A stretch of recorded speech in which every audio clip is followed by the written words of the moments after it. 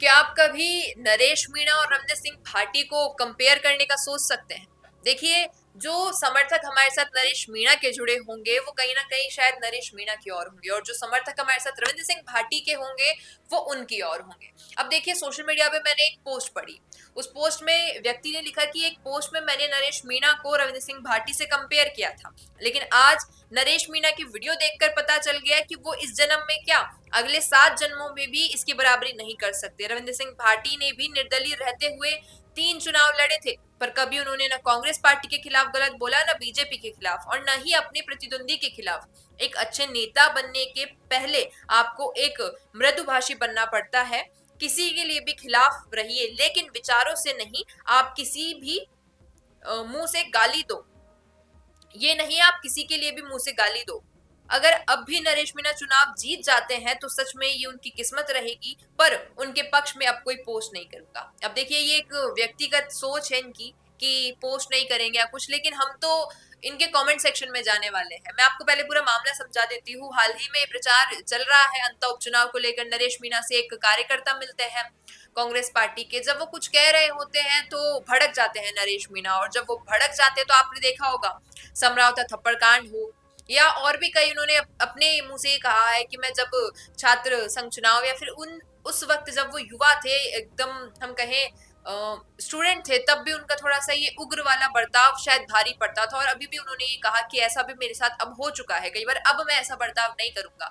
लेकिन इस प्रकार अपने प्रतिद्वंदी को गाली दे देना खुले मंच पर, जो कि कैमरे में रिकॉर्ड है और सोशल मीडिया पर वायरल हो रही है बड़ी तेजी से, तो कहीं ना कहीं इस व्यक्ति का कहना है कि मैंने सोचा कि निर्दलीय है दोनों, रविंद्र सिंह भाटी और नरेश मीणा, तो इन्हें कंपेयर कर लूं कि भाई कहीं तो कोई तो तालमेल बैठेगी। लेकिन जिस प्रकार का ये वीडियो सामने आ रहा है सोशल मीडिया पर, उसके बाद तो कहीं ना कहीं ऐसा लग रहा है कि भाई नरेश मीणा अगर 7 जन्म ले ले तो रविंद्र सिंह भाटी की वोट नहीं कर पाएगा।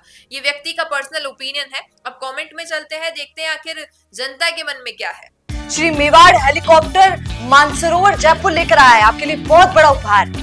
रॉयल शादी एंट्री हो, इलेक्शन टूर हो, एयर एम्बुलेंस हो, पुष्प वर्षा हो या वीवीआईपी दर्शन हो, इसीलिए अभी तुरंत बुक कीजिएगा।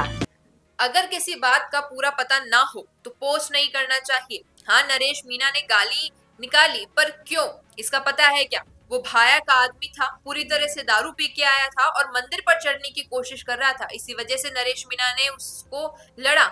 इसलिए पोस्ट करने से पहले जानकारी रखो।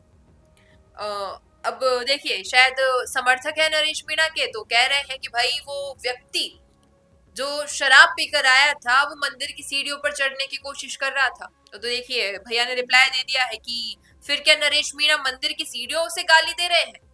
अब ये सारी बातें हैं कि भाई अगर आप समर्थन में है किसी व्यक्ति के, किसी नेता के समर्थन में है, और अगर आप ये कमेंट कर रहे हैं सामने वाले व्यक्ति को कि आप पूरी जांच पड़ताल करके बात करें, तो पहले आपको भी जांच पड़ताल करनी होगी कि वो मंदिर की सीढ़ियां थी, क्या उस वक्त वो सीढ़ी चढ़ने की कोशिश कर रहा था, और जिस व्यक्ति ने गाली दी वो कब दी, क्यों दी, किस बात पर दी।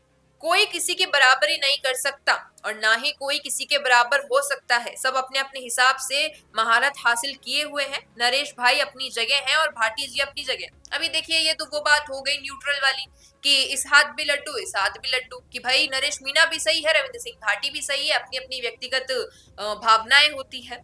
लेकिन जिस प्रकार का वो वीडियो आया उसको लेकर व्यक्ति थोड़े आहत हैं। और अब कोई व्यक्ति, शायद रविंद्र सिंह भाटी का भी समर्थक है, वो कह रहा है कि रावसा की होड़ कोनी होफसे। भाई साहब, मुझे लगता है आप में और नरेश मीणा में दोनों में अंतर नहीं है। आप बोल रहे हो कि कांग्रेस और बीजेपी कैसे भी हो, उनको कुछ बोलना नहीं चाहिए, स्वीकार करना चाहिए। भाई साहब, आपको भी तो नरेश मीणा को स्वीकार करना चाहिए, चाहे वो कुछ भी बोले। नहीं तो नरेश मीणा में और आप में क्या अंतर रह जाएगा। अब देखिए, जिस प्रकार का कमेंट, जो पोस्ट थी, उसमें ये कहना था कि भाई आप अपने चुनाव लड़िए, आपने अपने स्तर पर चुनाव लड़िए, लेकिन किसी पार्टी को, किसी प्रतिद्वंदी को कुछ गलत ना बोलिए। अब ये जो व्यक्ति है ये शायद समर्थन में भी है नरेश मीणा के, लेकिन कहीं ना कहीं वो एक वास्तविकता से परिचित करवा रहे हैं इस व्यक्ति को कि भाई आपका कहना है किसी पार्टी के लिए कुछ गलत ना बोलो, तो आप भी वही कर रहे हैं, आप भी नरेश मीणा के लिए गलत बोल रहे हैं। आप अगर जैसी चीज चाह रहे हैं सामने वाले से, वैसी चीज आपको खुद को भी करनी होगी। अगर आप चाहते हैं कोई पार्टी के लिए कोई ना बोले, तो आपको नरेश मीणा के लिए कुछ नहीं बोलना होगा। नरेश मीणा आज खुद की कब्र खुद खोद रहा है। नरेश मीणा को अगर लग रहा है कि मुझे गिराने वाले बहुत हैं, लेकिन गिरने वाले आपको जीतने हैं, उससे लाखों गुना ज्यादा आपके ऊपर पहुंचने वाले हैं। आपको विधानसभा में हर कोई देखना चाहता है, लेकिन आज आपने एक मजदूर वर्ग के मुंह में माइक ठोंसना और उसको गाली।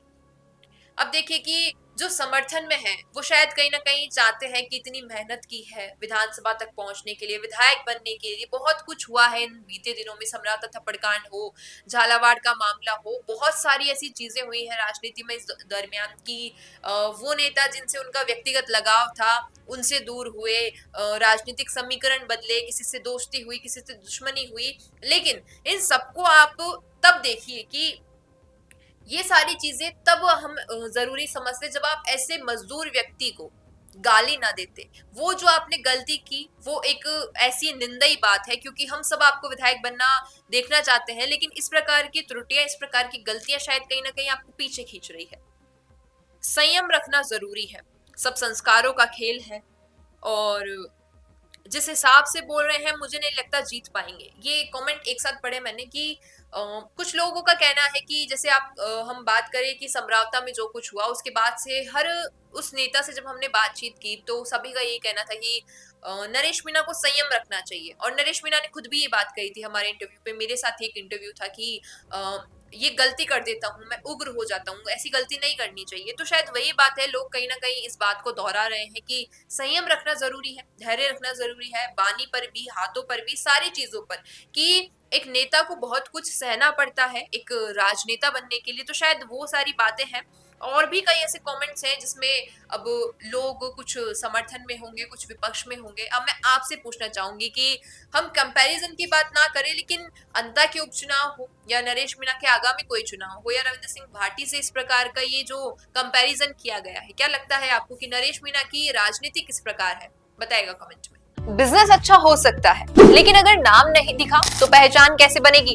अब टेंशन छोड़िए, द फैक्ट इंडिया आपके बिजनेस को देगा वो पहचान जो पूरे राजस्थान में हर किसी तक पहुंचे। न्यूज चैनल पर विज्ञापन, पॉडकास्ट और प्रमोशन के जरिए आप सीधे 5 लाख सब्सक्राइबर और 10 करोड़ से ज्यादा व्यूज तक अपनी पहुंच बना सकते हैं। तो देर किस बात की, आज ही द फैक्ट इंडिया से जुड़िए और अपने बिजनेस को बनाइए हर घर का नाम।